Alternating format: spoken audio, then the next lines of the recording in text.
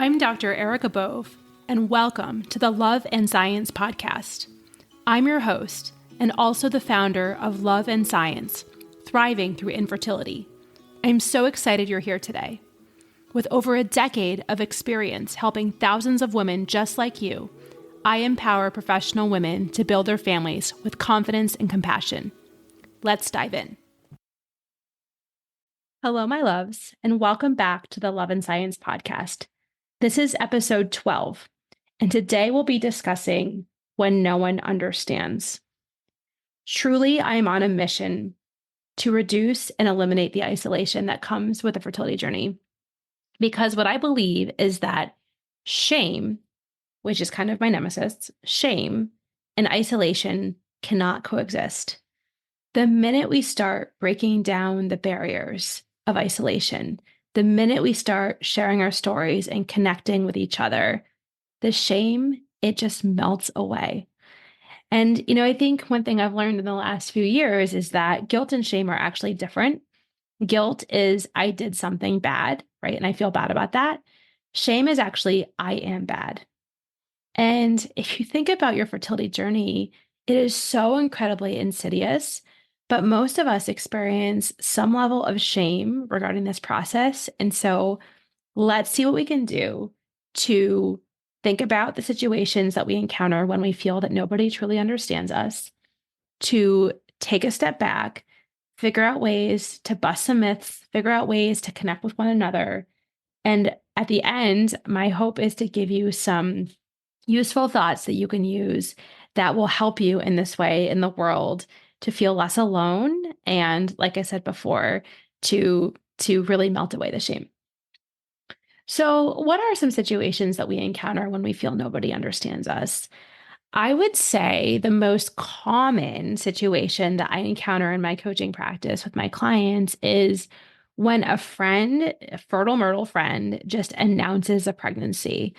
And I think it's so very hard to know what to do with this, because if a person has never struggled with infertility, they may not even have a concept that there are people out there in the world who are dealing with this, who might not receive that news as, easily as other people. And, on the other side of it, like the person who has infertility, who is listening, it's not out of malice, but it's just, it can be so very triggering to know what to do with that. And then to know how to interact with that person, right? That's the tricky part. So, I would say when friends get pregnant easily and announce that pregnancy, it can be super, super hard.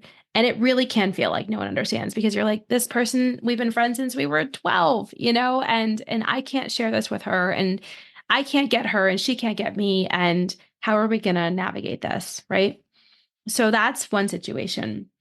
Another situation is when work makes assumptions about you. Maybe you've shared a little bit that you're trying to get pregnant and that you are, needing certain accommodations for appointments and such. And so people maybe know a little bit. And when people just make assumptions about your time, like, oh, my kids have such and such, and, can you just cover this shift because, kid stuff or whatever it is. It's almost like there's this hierarchy of time, and that people who have children, that their time is valued more highly than people who don't have children. And that, especially like in my world where 90% of my clients are physicians, people just make assumptions that people without children can just pick up the slack because they have nothing that's as equally demanding of their time. And that's just not true, And many of my clients say, listen, I've got IVF, I've got stuff to do, not that everyone has that response ready to go or feels comfortable sharing, but it's like, we all have important things to do. And I think that when work makes certain assumptions, especially in situations where maybe it's our boss or maybe they have feelings about this or they want to talk about it, really being able to set appropriate boundaries is helpful. But then also knowing that unfortunately there are other people experiencing these same things. And so it's not just you. It's absolutely horrible, but it is not just you. And you make sense for feeling this way. Maybe it's like acquaintances who are just like, making chit chat. Maybe you run into somebody you haven't seen since high school and they're just like going on and on and on about, their three children and their activities, or we talked about this a little bit in one of our support groups a few weeks ago, that like sometimes there's this like mom identity thing where, people are just like, oh my gosh, I'm so tired. Well, it's because I'm a mom, right? Or then there's this like, oh, but like you would never understand because you don't have kids, or like, your time is all your own, or whatever people say. So I think that when people are like over identifying with being moms and they use that to like whatever their story about victimhood is, or whatever they don't like about their own current lives right now, they project that onto other people. And there's this like othering that happens. It's like mom, not mom, people in two different categories. And that, I mean, that is so ridiculous. We're all human beings.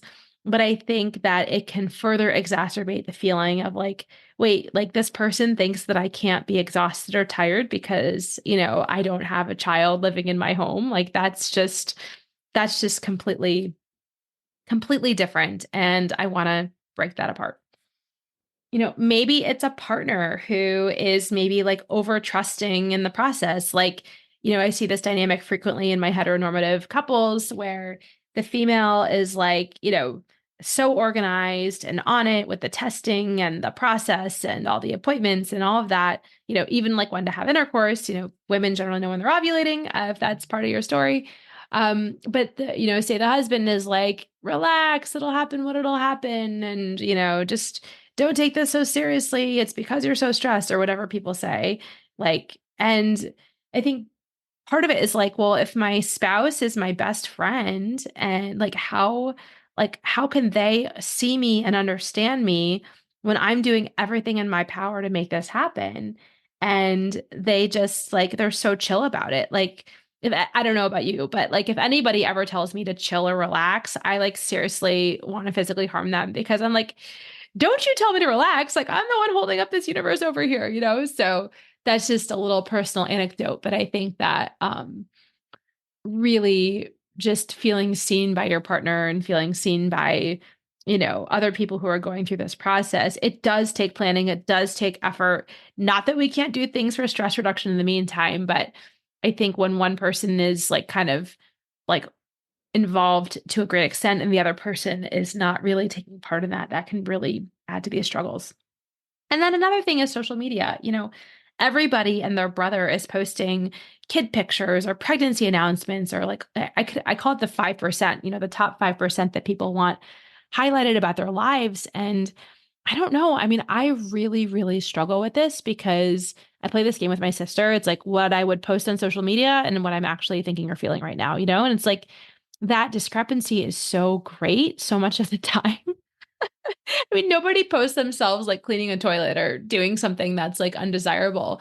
Similarly, nobody posts for the most part about infertility and, going to appointments and dealing with the uncertainty and having a large part of their bank account taken from, treatments that are very costly. And it's one of those things where I think social media exacerbates these differences between people. And it's the people who aren't posting who are having miscarriages and infertility. And that's 1 in 6, right? Like that's 1 in 6 couples, and even 1 in 4 female physicians who's going through this, partly because training's so long, but it's just one of those things where it's like, why can't we just turn off or turn down or contain the social media for a little bit?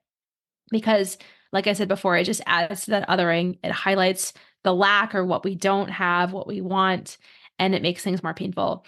I actually saw on Peloton, I was very excited. I actually got a Peloton bike not too long ago. And so I'm now finally like getting into the, I guess the craze. And they actually have a filter where if you do not want to see classes on like motherhood or pregnancy or anything like that, you can actually specifically ask not to see that. So I'm sharing this as a public service announcement. Maybe if you joined Peloton when it was like, first coming out and like, even cooler than it is now, maybe more novel. I think that, I did sort of delve in it a few years ago. I didn't see that then, but now I see it now. And I'm just really, really happy that companies are recognizing that, being exposed to these things, like almost without your will, that can be very triggering and that there are ways to take back that agency. So I think we need more of that, like more, gosh, like Big Brother monitors us like constantly. Wouldn't it be great if we could use that to our advantage where we weren't being flooded with images of like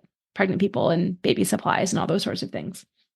So, all these situations with friends, family, colleagues, acquaintances, social media, your partner, like it's just sometimes it can just feel like we're bombarded with not being seen and not being understood. And, I know we all have different personalities, but one of the things that bothers me the most in my life, and maybe it's my own core wounds or things like that, but it's like, when I am feeling a certain way and somebody does not honor that, see that, recognize that, and I feel just like invisible, or I don't know if incapable is the right word here, but like invisible, um, alone, like somebody, like there's no way that somebody can share in that with me because they're like missing the mark. And not only are they missing the mark, they're like missing me, right? So part of it is, learning how to express ourselves in a way that maybe people can understand, and that's vulnerability. But then part of it also is finding your tribe, meeting with people who actually do walk those same steps and experience those same things, and coming up with solutions, creative solutions together. Like, what do you do when your boss corners you in a room and just spews all this vile about anti-infertility treatments? Like, what do you do when that happens? Like, sometimes it really takes other people who have experienced that as well to give some suggestions and to offer support. So, my first suggestion for when you feel alone on the fertility journey is to own your experience, to name it, to validate it. So, I call this the it makes sense list. So, it makes sense that I feel othered at work when all of my colleagues have kids and I don't. And write it down. Like, if you're a client of mine, I'm like, I get the look and I'm like, write that down. That made a lot of sense. Write it down.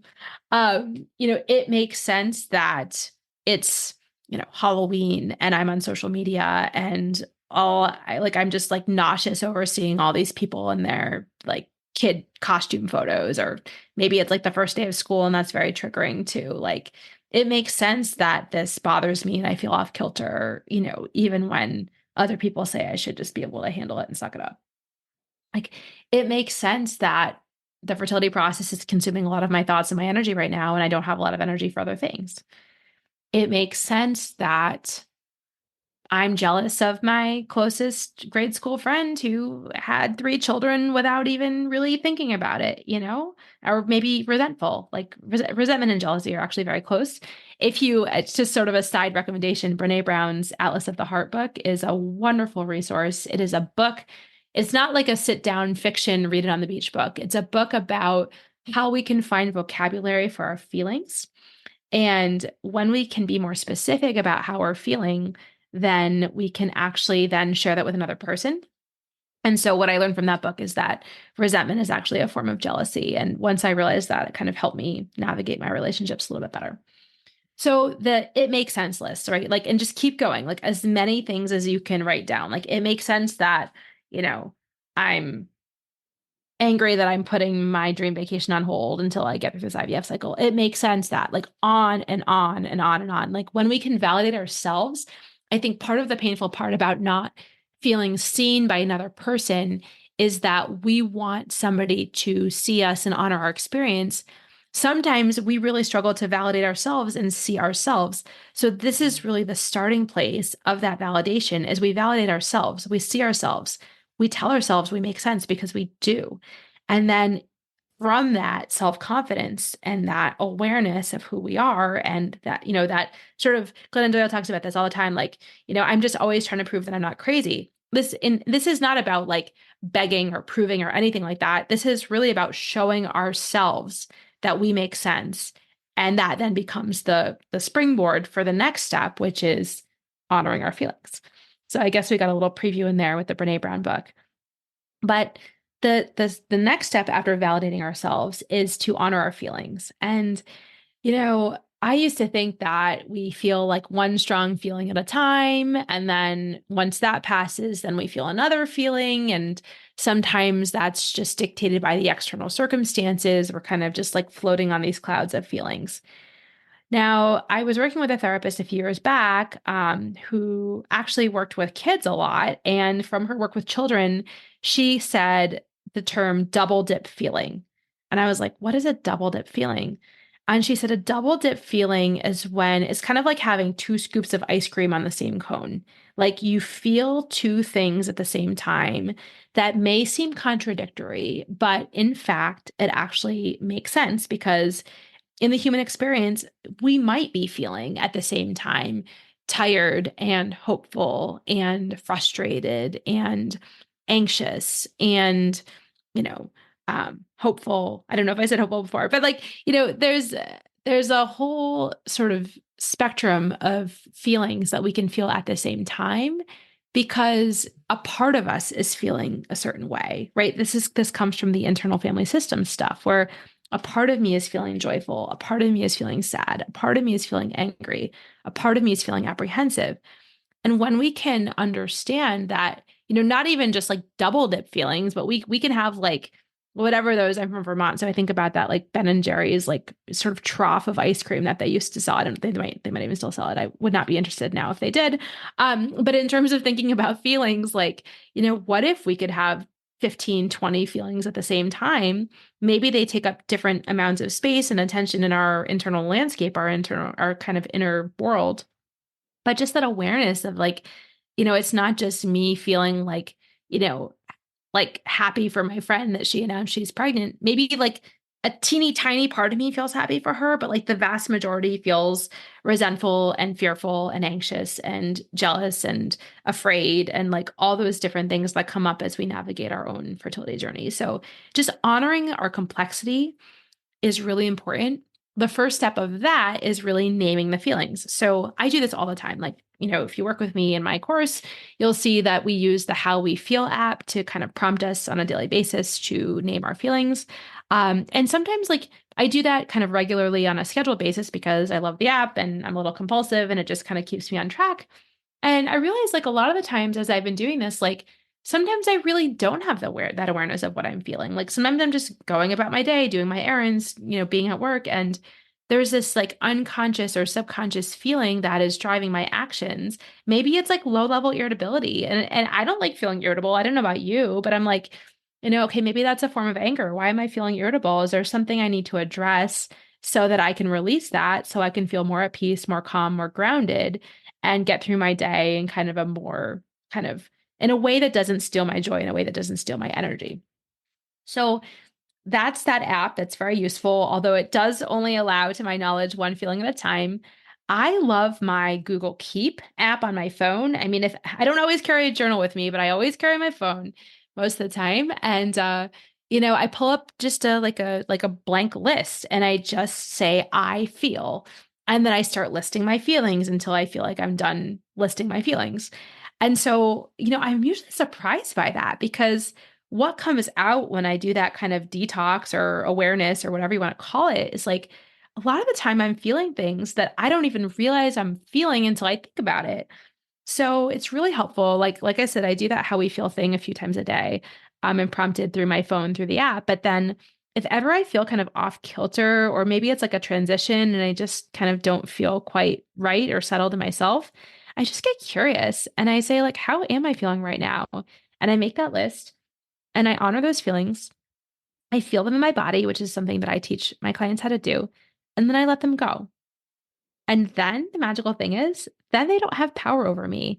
And so as these things come up, right, when no one understands, the shame, the isolation, the fear, the guilt, the regret, like all those things, like when we can say that our experience makes sense, when we can notice that these feelings are existing in our inner world, when we can feel them in our bodies and let them go, then that's the pathway to freedom, right? But we got to do the hard work of working through those things, the thoughts and the feelings, before we can release and be free. So, what are some useful thoughts? Once you kind of flush out your thoughts and your feelings, what are some useful thoughts that kind of get us out of that trap of like, nobody understands and nobody will ever understand? The first one is the false thought they should understand, right? And I think that's an assumption because we want to be heard and seen for who we are, that I fall into that trap sometimes. And I like to flip the script and reframe it to say, like, how could they fully understand? Like, they're not me, they don't walk in my shoes. And even if I can get to this place, like, I don't expect them to understand.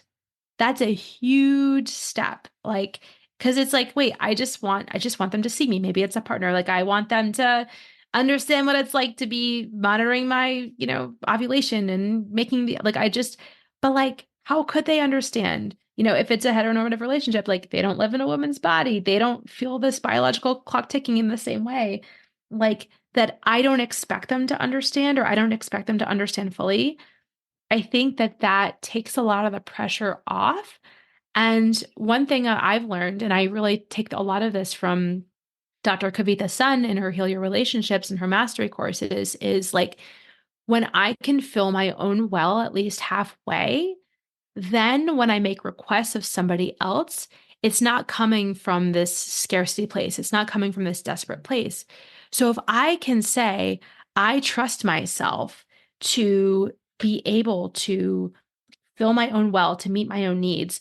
If my partner doesn't understand, I will find a person who understands. If I can say that in authenticity, then, I can share my experience with my partner. And again, this is hypothetical, but still, like, I can share this experience with the partner, and, they might assimilate like 10% of it, or maybe, it's a vulnerability exercise that brings us closer, but maybe they still don't quite get it at the end, but they're like, how can I support you? What do you need? I want to be there for you as much as I can. That's a very different experience than feeling like, nobody gets this. I'm alone in this world. I'm always going to be alone. I'm going to die alone. And, I'm in this partnership, and like, they're just never going to get it. That feels like a very disempowered victim place. And I just wanted to flip that script a little bit. And this is another one that's related to this one. We kind of talked about the victimhood that we can get into. And this is not judgmental at all, but it's like back to that, like, why me, that we talked about in the last episode. And my mother counters that with saying, like, why not me? Right. So I think the thought, and we're going to call this out, the thought, I am not a victim. There are people who will understand, and I just haven't found them yet. So knowing that there are safe spaces on Facebook, although sometimes those can go a little rogue, so be careful. There are support groups locally. There are, groups on Facebook, both local and otherwise, for people with infertility. There's Love and Science, which I'm a huge protector of this community. It's my passion project. I love creating a safe space for professional women who are struggling. And so that really is a haven for many people, where we talk about these hard things. We talk about when nobody understands, and we help each other navigate creative solutions. So just know that if you are in the situation and you are feeling completely isolated, and as a corollary, filled with shame and all these complicated emotions, there are resources. You just need to find them. And remember, the reason that I do this work is to help people take back their power. And if that is what you desire, know that that is able to happen. That is in our wheelhouse, and we can make that happen. Okay. So the third useful thought I will offer is, how can I be kind to myself? And so I know that's a question, not really a thought, or maybe you could say, I can be kind to myself. But I think sometimes getting the creative juices flowing, it's better to say, how can I be kind to myself? Now, remember, one of Chris and Neff's three pillars is self-kindness, which is the opposite of self-judgment. And so if we think about it, like, and I say this on a daily basis, right? There have been periods of my life when I went months without doing something kind or thinking something kind. And it makes me very sad now to think about it. But, know better, do better. So, like, what are things that you can do? Like, one thing that I do every night that just shows me that I matter is I have a hot cup of tea. Usually it's Egyptian licorice, because I'm a super dork and I love things. I love routine. I love that. I love the licorice tea, even though I don't like licorice in real life. I know that's like a quirky thing, but for me, that's a way that I show myself kindness, because I'm telling myself, okay, the day is done. It is safe to wind down. Like, take in this comfort, take in this love, like, everything's going to be okay. I don't know why, but like, for me, that is an act of self-kindness. Another act of self-kindness that I do for myself is exercise. Exercise is my mental health. It affects my brain chemistry. I fully understand that if you're doing the fertility process right now and your REI has said you need modified activity, that can be really stressful. But usually that doesn't mean no activity. So, whatever, maybe that's self kindness to you is exercise and doing whatever is possible within the recommendations for you personally. That really can help, especially if it involves being outside and seeing nature. You've probably heard me talk before about how nature is just so inspiring to me because it just is, right? Like, talk about being versus doing. Like, it's the being that I connect with in nature. And, nature isn't judging itself. It's just being nature and keeping these life cycles going, keeping these seasons going. And I get a lot of hope and inspiration from that. Um, Maybe it's like giving yourself a foot massage. Maybe it's like, doing a face cream. And the funny way, that's actually something I do for myself sometimes is like, it takes 10 minutes before bed. I put on a face cream. I look kind of funny. And then I like scrub it off and my skin has turned over and I feel like, just kind of a more refreshed person. Like there's all these little ways throughout the day that we can be kind to ourselves. And I'm not saying, please do not misconstrue this to say that I'm saying that bubble baths are going to solve your problems and solve the world. This is not, I think that we need deeper healing on these emotional levels as well. But what I'm saying is that sometimes we think we don't deserve these things, especially if we're going through a hard time. Sometimes we think that we're not worthy of experiencing the joy and the beauty of a moment because it's like, well, I have to keep Googling, I have to keep on the path. I'm a soldier. I'm like making this happen. I'm forcing this to happen. Like I gotta stay strong. Don't let my guard down. But it really is in these unhurried moments. It really is in these moments of softness and moments of tending to ourselves the way, like almost like a nurse would. I think about like just like someone coming to the house, like back in the olden days, who would like bathe a person or feed them if they couldn't do that themselves. And like it's just we are so staunchly independent as professional women, and I think that is to our detriment. Just remembering that you are worthy of love, you are worthy of acts of self kindness in whatever form those are. And make that list as I do with my clients, like write it down, like the things that make you feel better. Of course, sometimes they take different levels of time and planning, but there's a bunch of things we can do, even like in the spur of the moment, that show ourselves that love and that kindness, and that really changes our energy moving forward. Um, Now I will also say, I mean, I think spirituality comes into this in a sense because as we think about nobody understanding, I know we all have different perspectives on the universe and creation and wisdom traditions and all of those. I mean, mine is a, Catholic Christian tradition, although I do consider myself to be more spiritual than religious.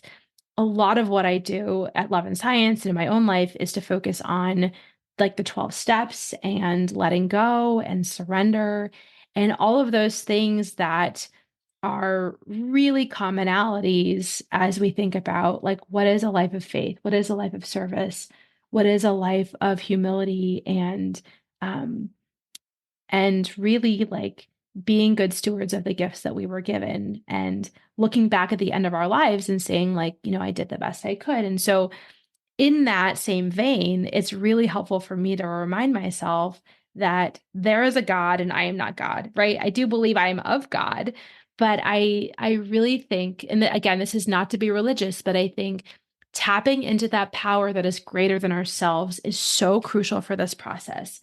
If it's, tapping into love, like I had an experience this morning where I ran into somebody that I hadn't seen in many years, and I just knew that that was the divine energy showing up for me and saying like, remember, you're not alone. I've got you. Like, and I've known since I was a little girl that I was never alone. I've always just felt this deeply loving presence with me.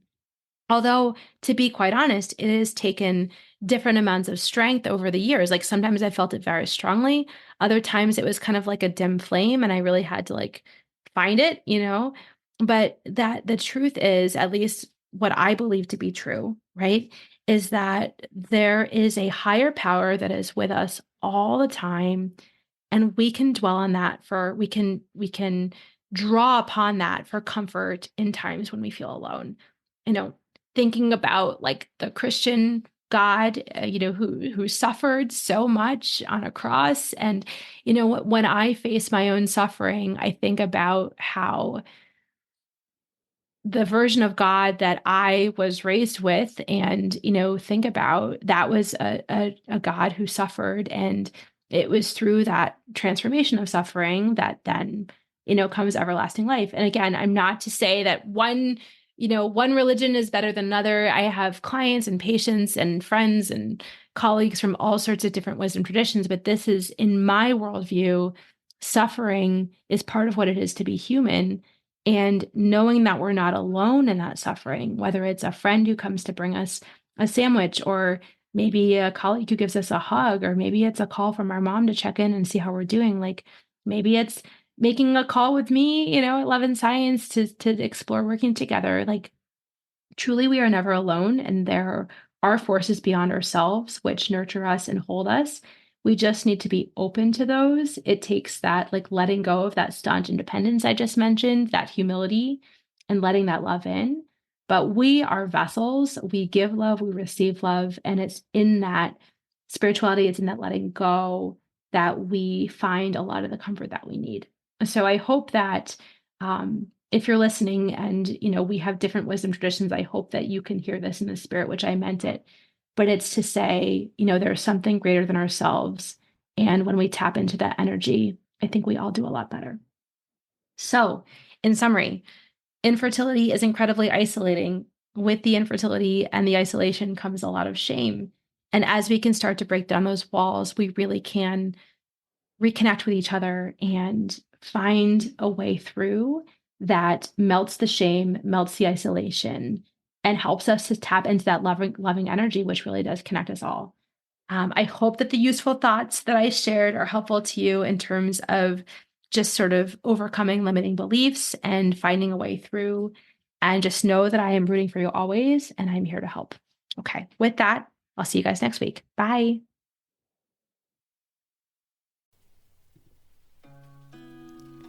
Thank you for listening to the Love and Science podcast. I'm so glad you joined us today. If you found this conversation valuable, if you could please rate, review, and share this podcast with your trusted people, it would mean so much to me. If you want more tools to help you navigate the fertility journey, please book a discovery call with me today. The link is in the show notes. Please do not let infertility have the final word. I'm here to take the burden from you so that you can achieve your goal of building your family. In gratitude, this is Dr. Erica Bove. I'm rooting for you always.